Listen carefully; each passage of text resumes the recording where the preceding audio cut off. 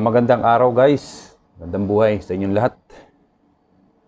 Ang bidyong ito ay ginawa ko para magbahagi tayo ng kaunting kaalaman natin sa mga baguhan pa lang na gustong matuto sa larangan ng metalworks, mechanical works, carpentry works, at anumang bagay na kailangan natin ng gamitan ng precision tools.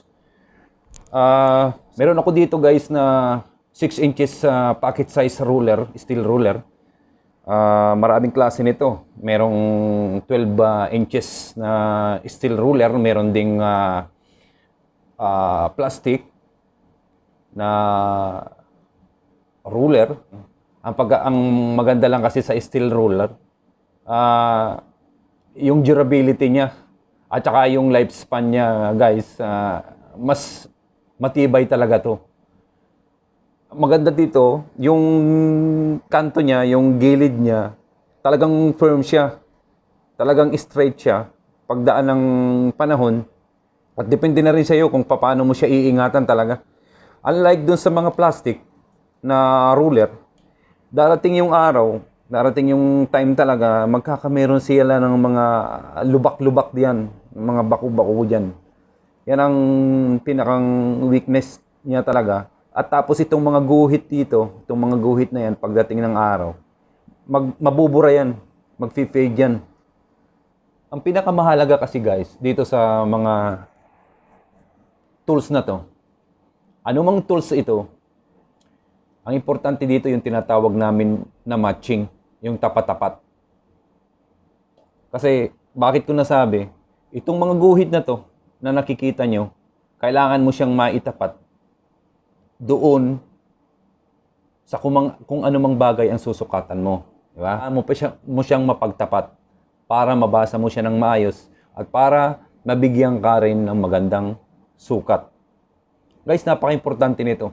Kasi dito bumabase yung ganda ng resulta ng lahat ng ating ginagawa. So guys, ito. Punta na tayo dun sa kung paano natin ito babasahin. Bali, ang magkukonsentrate lang tayo dito sa mga malalaki. Ito sa mga malalaking guhit. Kasi dun muna tayo sa basic. Guhit na ito guys, itong guhit na to, itong nauunang guhit na ito, bale, ang sukat nito is 1/8. Ito guys 1/8. 1/8. Ito. Itong unang guhit sa taas. Ayan. Itong kauna-unahang guhit. Tapos, yung susunod niyan, yung susunod na guhit niyan, yung medyo mahaba-haba, yung medyo matangkad-tangkad sa kanya, is 1/4. 1/4 yan guys Okay? 1/4. 1/4. Yung susunod na guhit niya, ito, is 3/8. Okay? Ito guys, itong 1/8, 1/4, and 3/8, kung gusto niyo yan guys na maging decimal, i-divide nyo lang siya, yung over niya. Halimbawa is 1/4. So, dapat kalabasan ng 250 yan. 1 divided by 4 is, ayan, 250. So, ang mangyayari is, kung kailangan gawin nating decimal, itong 1/4 na ito is 250. Okay? Ayan. Kaya, itong susunod na sukat na to, and so on guys, ganun lang kasimple. Tapos itong sunod na guhit na ito ay yung 1/2 inch media. Kung tawagin nga ng mga matatandang karpintero Bigyan mo nga ako ng media. Itabas mo nga ako ng media. So, ito, media, Of course, pag dinivide mo yan, magbibigay sa iyo yan ng 0.500. Yung susunod na guhit niya is 5/8. Yan, 5/8. Ang susunod na guhit niya is 3/4. Ito yung 3/4. 3/4 na sinasabi nila. Ayan, 3/4. At ito namang susunod na guhit ay 7/8.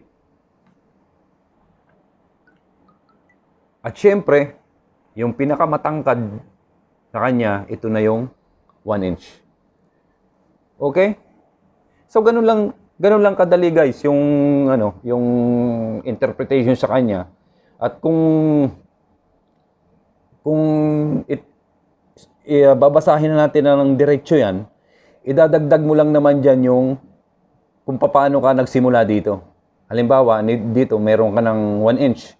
So, tumapat yung sukat mo dito dito. So, ang magiging sukat niyan is 1 and 1/8. 1 and 1/8. Di ba? Dito.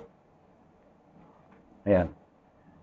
Kung tumapat naman dito yung sinusukatan mo, so, lagpas na siya ng 1 inch. So, ang mangyayari is 1 and 1/4. Di ba?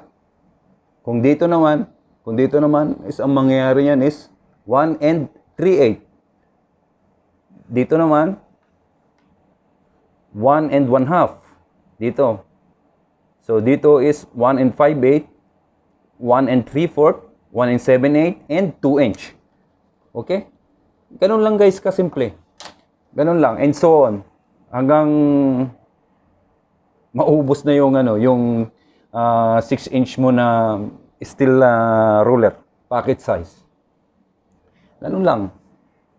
At dito naman sa baba, ito yung may mapapansin kayo na 16. Saan ba yun? Kanina pa hindi makakita yun eh. 16. Yan. Kung mapapansin nyo guys, itong nasa taas, mas malaki pa yung pagitan nila. Mas malalaki pa. Itong nandito sa baba, yung 1/16, mas madami na siyang guhit at mas maliliit na siya. Di ba? So meaning, from the edge, from the beginning, up to 1 inch, hanggang sa mag 1 inch siya, merong siyang 16 na guhit. 16. Kung bibilangin yan, 16 yan. So ito, 1/16. Okay? Itong susunod na guhit niya, katapat niya doon is 1/8. Ayun. Doon na siya nag-match ito. Tapos, may sumunod na guhit ulit. Maliit. Ito, dito. So, itong maliit na guhit na ito yung 3/16. Okay? Yung sumunod na guhit. Ayun guys. Sumunod na guhit. Yung pangatlo. Tapos, yung susunod na guhit, yung matangkad, yun na yung 1/4. Yung 1/4. Ayun, tumapat na naman siya dun sa malaki nating guhit na nasa taas. Diba? Tapos, itong susunod na guhit natin, pagkalagpas ng 1/4, ito ay 5/16. Okay? 5/16.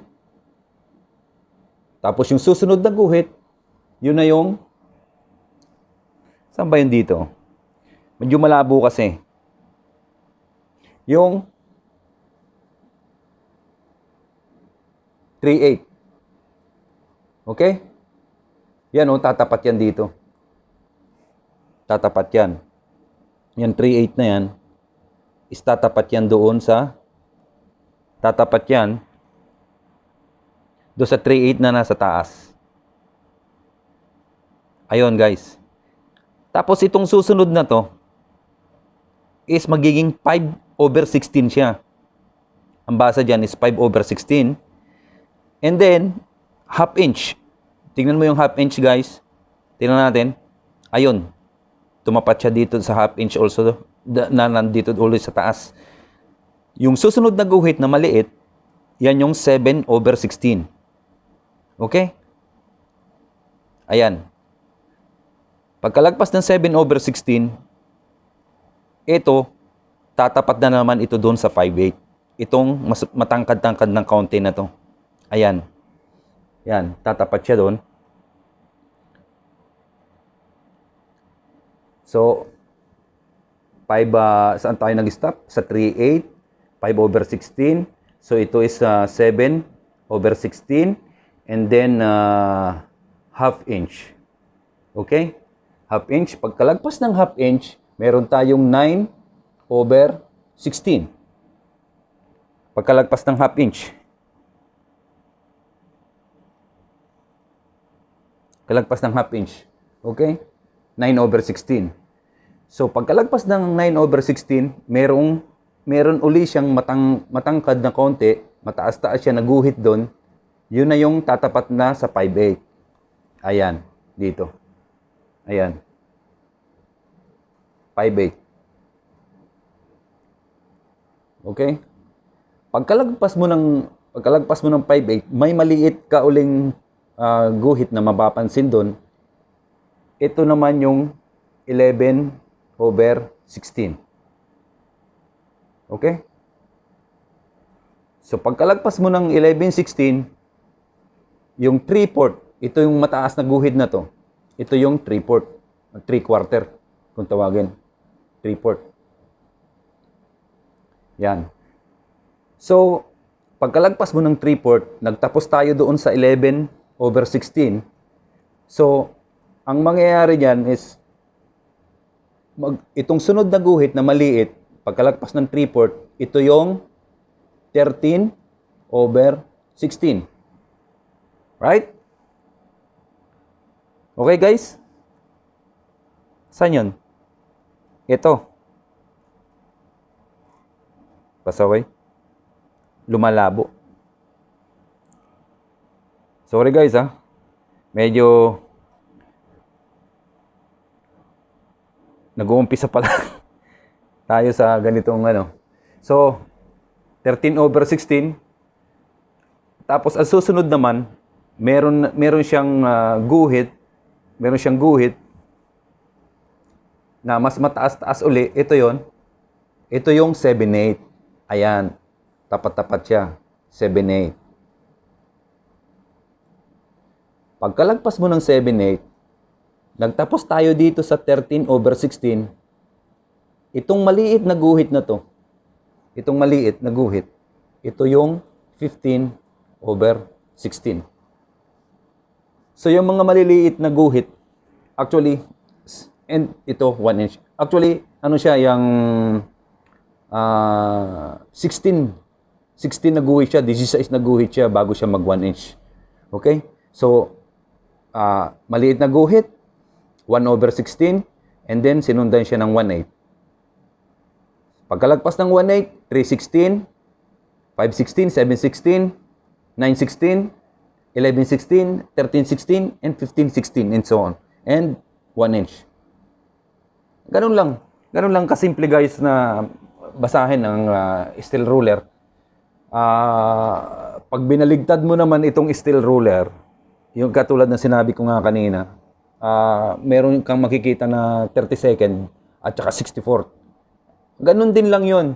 Ganun din lang i-interpret yun. Dumami lang ulit yung guhit niya. Kung bibilangin nyo, 32 na guhit yun bago siya mag 1 inch. Itong kabila na to. Okay? Bali, ang mangyayari, ang kahirap lang nito minsan is yung pag sa ulo. Yung kung paano mo masasaulo lahat yung lahat ng guhit. Pero parang ang mangyayari lang kasi nito, pag natutunan mo yung sa umpisa, hanggang sa dulo, hanggang kung lumaki man yung sukat mo, kung palaki ng palaki man yung sukat mo, idadagdag mo lang ng idadagdag yung kung ano yung sukat mo dun sa umpisa. Halimbawa, nasa 1 inch ka, na, and then tumapat dito sa may guhit na to yung sinukatan mo. So ang magiging sukat mo niyan is 1 and 1/16. Right? 1 and 1/16. Kung dito naman, ito yung 1 inch mo, ito yung 2 inch mo, and then tumapat dito yung sinukatan mo. So, ang magiging sukat mo yan is 2 inch and 1/8. Ganun, guys. Ganun lang. So, guys, bali itong nasa baba na itong sinasabi ko na 16 lines na to sa baba, pwede rin nating i-interpret yan o pwede nating basahin yan as kasi nga 16 lines siya bago siya mag 1 inch. So, pwede nating basahin yan as 1/16, 2/16, 3/16, 4/16, 5/16, 6/16, 7/16, 8/16, 9/16, 10/16, 11/16, 12/16, 13/16, 14/16, 15/16, and 16/16, which is 1 inch. Ang ginawa lang ni Easter Ruler is kinompress lang siya, pinaliit lang siya dito para doon sa mga susukatan natin na mas kakailangan natin siya, yung mas maliit na sukat. Kasi guys, sabi ko nga kanina, as I mentioned, ang pagsusukat ng mga ganitong klase ng tools is tapat-tapat.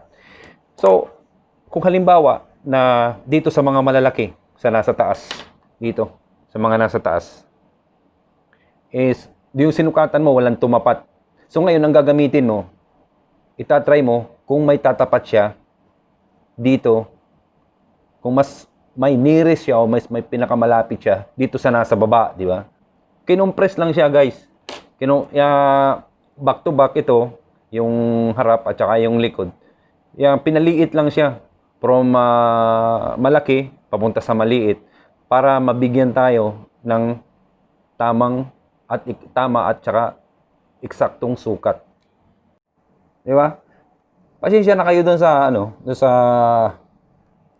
sa pagkakasulat at sa pagkakaguhit-guhit.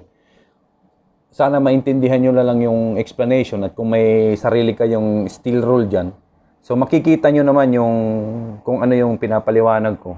Makikita nyo dyan. Para maging maliwanag din sa inyo.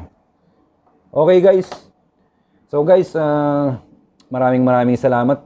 Sana nakapulot kayo ng kaunting aral. At kung may gusto man kayong i-share, pwede nating i-comment down below para mabasa din ng ating mga neophyte, yung mga bago pa lang gustong matuto sa pagsusukat at doon sa mga nagbabalak, mga nagpaplano na maging machinist, maging fabricator, maging mechanical technician, at someday makapag-abroad din sila. Okay? At makapagtayo sila ng negosyo. So, kung may hindi man ako na-mention guys, pakidagdag na lang. Kung may kaunti tayong error, ready naman tayo sa mga opinion open naman tayo guys sa mga suggestion at opinion ng iba para din makatulong tayo ng mas maganda. Okay guys, maraming salamat. At that's all for today. Thank you.